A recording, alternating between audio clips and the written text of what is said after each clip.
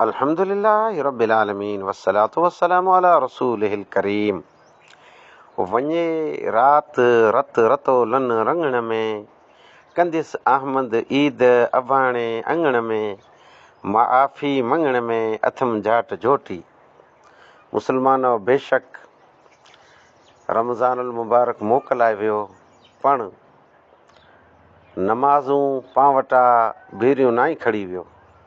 बेशक रमज़ानुल मुबारक मोकिलाए वियो, रोज़े जी फ़र्ज़ियत सिर्फ़ु रमज़ान में हुई, पण शवाल जा 6 ज़िलहिज्जा जा रोज़ा, मुहर्रम जा रोज़ा, अयाम बीज़ जा रोज़ा, जुमेरात अने सोमवार जा नफ़ली रोज़ा ई पां वटि छॾे वियो आहे। रमज़ानुल मुबारक त वेंदो रहियो, पण मसीती खे ताड़ा ॾेई ना ई वियो। नमाज़ 5 वक़्त जी सॼी ज़िंदगी फ़र्ज़ आहे। वला तमूतुन्न इल्ला व अंतुम मुस्लिमून, ऐं मुस्लमान थी करे मरजा। रमज़ानुल मुबारक वेंदो रहियो, पण गुरबत अने मिसकीनी ख़तमु ना ई करे वियो। मिसकीन ऐं भिखारिया मुस्लमान दुनिया में मौजूदु आहिनि। ज़कात जा उहे हक़दार आहिनि। सदको ख़ैरात हमेशह कयो खपे। बेशक रमज़ानुल मुबारक वेंदो रहियो, इन जो मतिलबु ई न आहे जे हाणे इबादत ते हथु खणो ऐं पंहिंजे गुनाह जी माफ़ी थी वई। न, रोज़ाना नमाज़ फ़र्ज़ आहे, नफ़ली रोज़ो अख़लाक़ से रहणो, अदब एहतराम से रहणो। अक्सर ई ॾिठे में आयो त रमज़ानुल मुबारक जो चंड नज़र आयो ऐं मस्जिद खचाखच भरिजी वियूं। तरावीह में ज़बरदस्त जमातूं थियूं ते।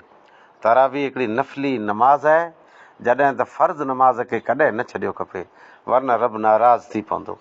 मिणीअ खां पहिरीं पुछाणो क़यामत वारे ॾींहुं नमाज़ जे मुतालिक़ थींदो। अचो ईद मल्हायूं, पण ईद में कंहिं क़िस्म जो इसराफ़ फज़ूल ख़र्ची न कयूं, अहिड़ी ख़ुशी न कयूं जंहिंसां रब नाराज़ थी पए। ॾिठे में अचे थो त असांजा नौजवान जंहिं वटि बाइक ऐं साधन ऐं पिंड जो, ईद जो ॾींहुं ग्रुप जी शिकिल में, सर्कल जी शिकिल में फिरियला वञे था। ऐं न को वॾो मुफ़्ती आहियां ऐं न क़ौम जो को लीडर अने क़ाइद आहियां। मुंहिंजे ग्रुप में चंद साथी आहिनि जेको सुवाल जवाब पुछनि था ऐं मूंखे लाइक कयूं था, सदको ख़ैरात हदियो ॾियूं था। अलाह खे जज़ाए ख़ैर ॾे। पण आउं ख़ैर खा आहियां अने आसे गुज़ारिश कयां थो त कच्छ भर जा मुस्लमान ईद जो ॾींहुं केॾांहुं फिरियला न वञे। शरअन ईद सैर तफ़रीह न आहे, असुलु सैर तफ़रीह जो ॾींहुं न आहे। थिए कीअं थो उन्हनि जी सांझी जो इनार जा एॾो सॼो वॾो कच्छ आहे, जेको नौजवान अॻे ईद जो ॾींहुं फिरियला विया हुआ, उन मां कई सांझी जो फटियल अचनि था, झुरियल अचनि था, अने कईअ जा जनाज़ा करे आया आहिनि। अहिड़ी हालत खां बचो। पुठियां केरु पंहिंजो इंतज़ारु करे पियो अने ॿिए खे पंहिंजी वियादी वेठी। पाण वेंदा रहियासीं ख़ुशी वारे ॾींहुं, अने जॾहिं ईद अचींदी वठा ईंदा पिया वर वर लॾे वियासीं, न ईंदा घर लॾे लाखीणा छॾे लश्कर। पोइ जहर ईद अचींदी तैर पंहिंजे घर मातम हूंदो, पंहिंजी गफ़लत जे करे, पंहिंजी भुल जे करे, पंहिंजी उतावड़ जे करे।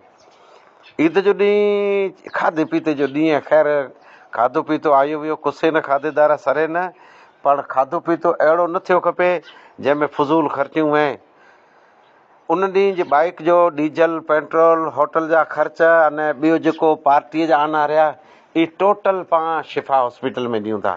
ख़ासि करे ॾिठे में अचे थो त शिफ़ा हॉस्पिटल जी मदद बनी पछम थी बहु ऊची थी। हा बेशक अमो कई हाजी अहमद सुमरा 5 लख, हाजी रायब साहब 5 लख, अने ॿिया रशीद भाई इन जो ख़ासो आहे। अमुक माण्हू व्यक्तिगत जाम ॾिनो हुयो। इन जे बावजूदि जमात लेवल ते बहु ओछो फंड आयो आहे शिफ़ा हॉस्पिटल में। अचो पाण ईद जो ॾींहुं व्यक्तिगत कम से कम 100, 200, 500 रुपया ईद जो फंड शिफ़ा हॉस्पिटल खे ॾियूं।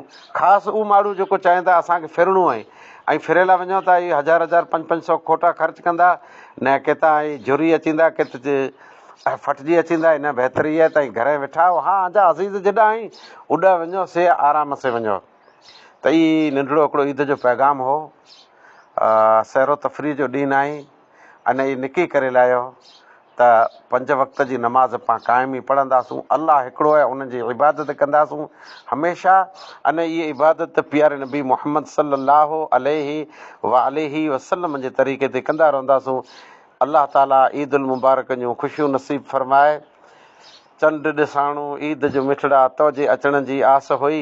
कई अहिड़ा आहिनि जेको हिकिड़े ॿिए जे अचण जी आस इंतज़ारु लॻाया वेठा आहिनि, पण उहे जे घर जुदा थी विया त उन जे घर पण वेझा उन खे दिलासो ॾिजा, सब्र जी तलक़ीन करजा अने उन लाइ करे दुआऊं घुरजा त जेको विछड़ी विया आहिनि अलाह ताला उन खे जन्नतुल फिरदौस में आला मक़ाम नसीब फ़रमाए अने उन जे लवाहकिन खे सब्र जमील नसीब फ़रमाए। आमीन या रब्बल आलमीन। तक़ब्बल अल्लाह मिन्ना व मिनकुम सालिहल अअमाल। लैसल ईदो लिमन लबेसल जदीदो इन्नमल ईदो लिमन XYZ। अच्छा लगा हो तो वीडियो को लाइक करिएगा और चैनल को सब्सक्राइब करिएगा। तो इंशाल्लाह फिर मुलाकात होगी। दुआ में याद रखिएगा। अस्सलामु अलैकुम व रहमतुल्लाहि व बरकातहू।